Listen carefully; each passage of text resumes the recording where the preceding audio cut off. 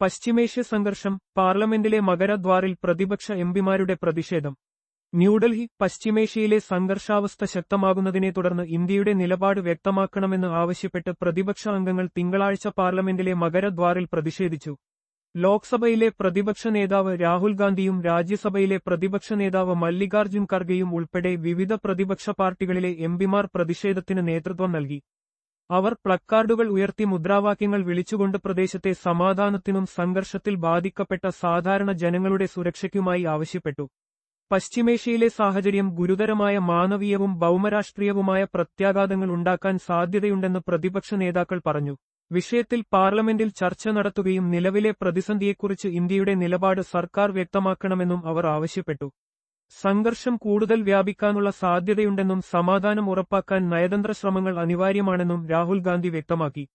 ലോകതലത്തിൽ വലിയ പ്രാധാന്യമുള്ള വിഷയമായതിനാൽ പാർലമെന്റിൽ ഇതിനെക്കുറിച്ച് വിശദമായ ചർച്ച ആവശ്യമാണെന്നും ഇന്ത്യയുടെ തന്ത്രപ്രധാന താൽപര്യങ്ങൾ കണക്കിലെടുക്കണമെന്നും ഖർഗെ പറഞ്ഞു.